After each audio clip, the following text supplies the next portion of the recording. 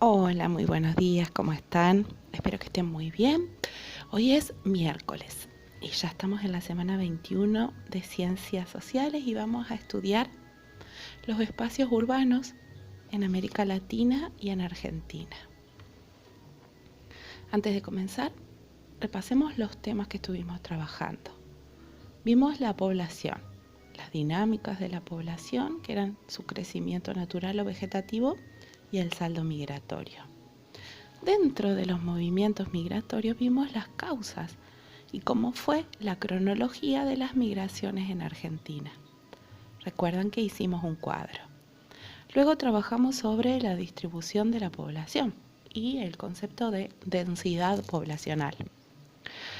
También conocimos y leímos acerca de las necesidades básicas que tenía la población y del concepto calidad de vida. Por último, abordamos al trabajo y sus problemáticas, el empleo informal, el desempleo y el trabajo infantil. Hoy continuamos con el eje nosotros y los espacios geográficos. Nuevamente vamos a recorrer la lectura de 4 textos que los voy a invitar a mirar.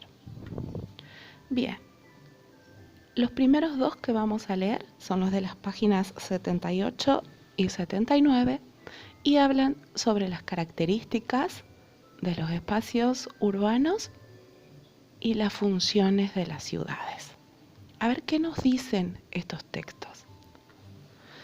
Bueno, en nuestro país, en Argentina, las ciudades se definen por diferentes características. Una de esas es el tamaño. Como les dije recién, en Argentina, para que un poblado sea considerado una ciudad, tiene que tener más de 2.000 habitantes. A partir de esto, se establecen categorías. Ciudades chicas que tienen entre 2.000 y 50.000 habitantes, como por ejemplo La Roque. Ciudades medianas entre 50.001 y 1 millón de habitantes. Nuestra ciudad, Gualeguaychú.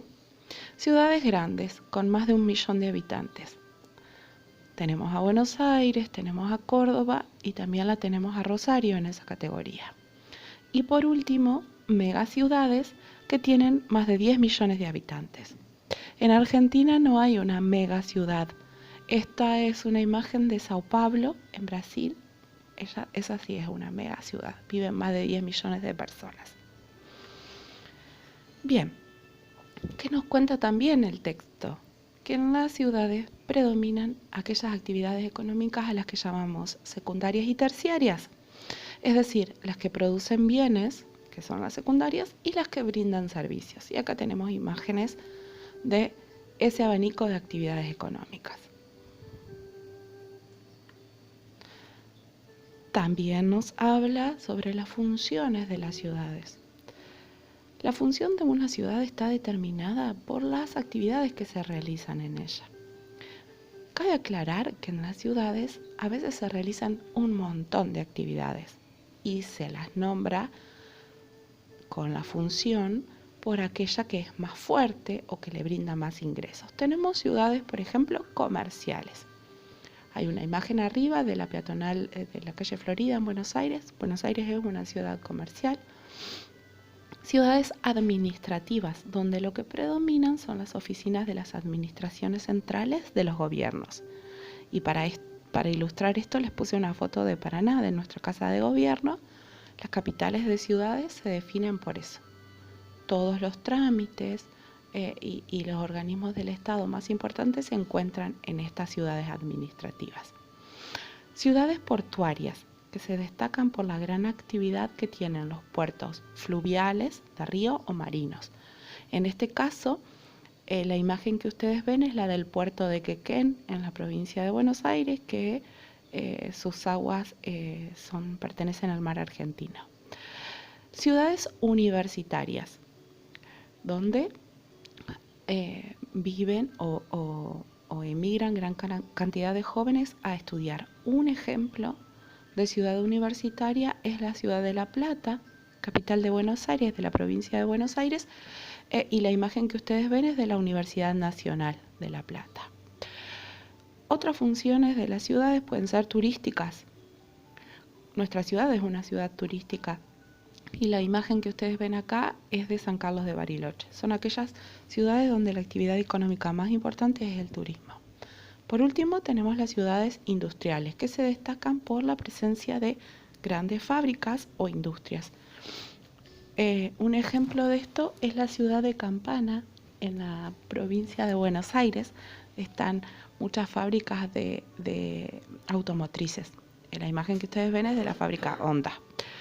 Y por último, también hay otra categoría que son ciudades multifuncionales, donde se dan muchas de estas funciones juntas. Buenos Aires es un ejemplo de ellas.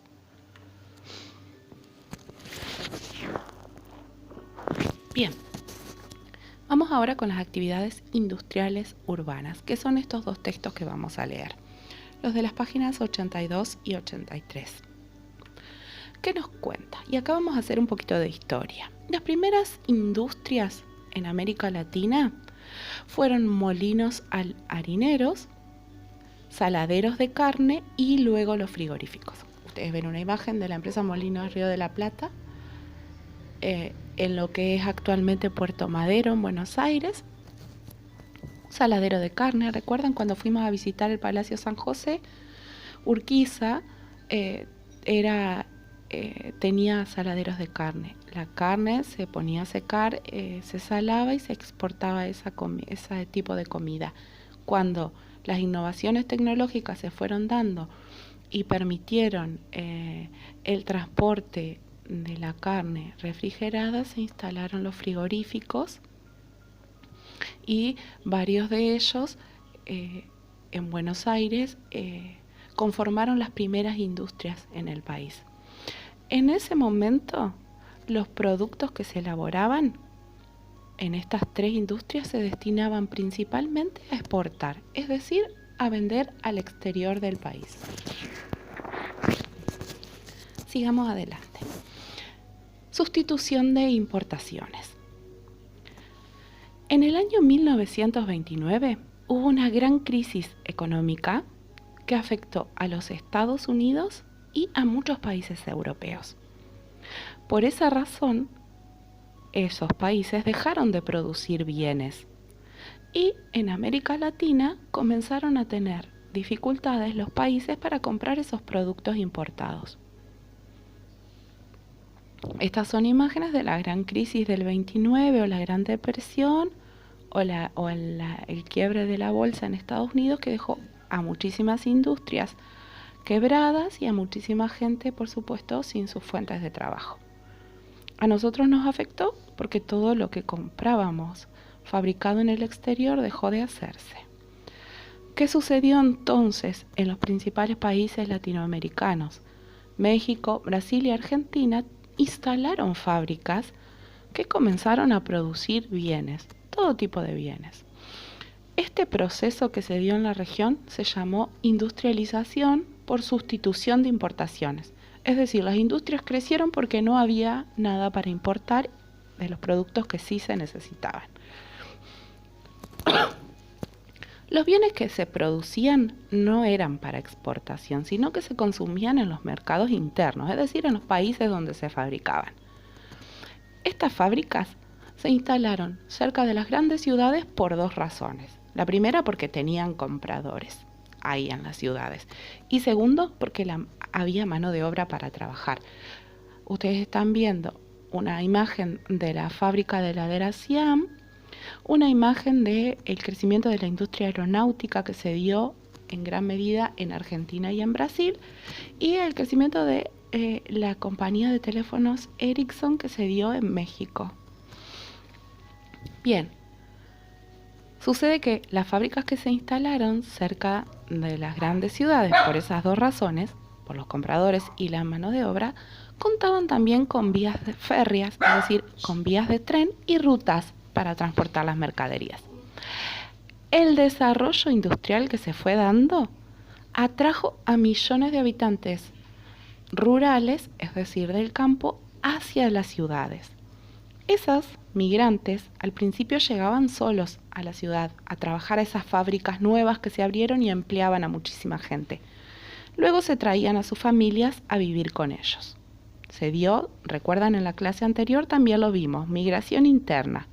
Crecen las industrias, necesitan obreros, la gente del campo que no tenía buena calidad de vida se muda a la ciudad. ¿Qué pasa a partir de la década de 1970?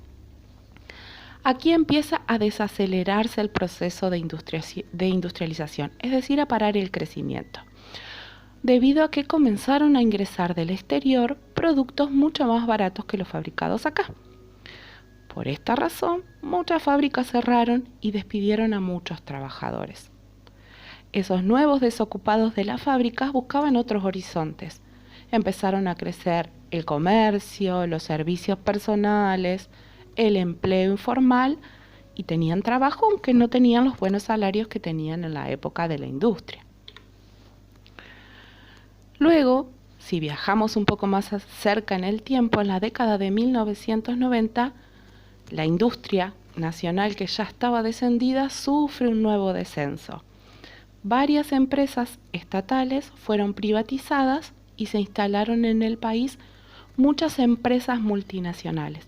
Los canales de televisión, YPF, la compañía telefónica, el tren, todos esos eran empresas del Estado nacional y se privatizaron para empresas multinacionales. Ante esta competencia, muchas pequeñas y medianas industrias no lograban competir con esas grandes industrias y con las exportaciones que venían del exterior y debieron dejar de producir. En estos últimos años ha empezado a realizarse un recupero de la industria nacional en varios países de la región, como pueden ser Brasil, México y en algunos casos Argentina. Bien, ahora ustedes tienen que trabajar. Van a registrar estas ideas principales. Con las funciones de las ciudades, ustedes van a elegir 2 funciones y van a explicar brevemente cada una de ellas y van a dar ejemplos. Luego nos metemos con la actividad industrial en la ciudad. Van a registrar los datos más importantes, van a dibujar esta línea de tiempo y van a responder dónde se instalaban las fábricas que crecieron en la etapa del desarrollo por sustitución de importaciones y qué atrajo ese proceso del desarrollo industrial. Muy bien. ¿Qué hay que hacer? Hay que dar el presente en la clase, mirar el video, realizar las actividades. Manden las fotos del trabajo, eso sí que es muy importante. Y en esta clase van los criterios de evaluación. Ténganlos en cuenta para cumplirlos. Muchas gracias por su atención. El compromiso que ustedes tienen es muy importante para mí.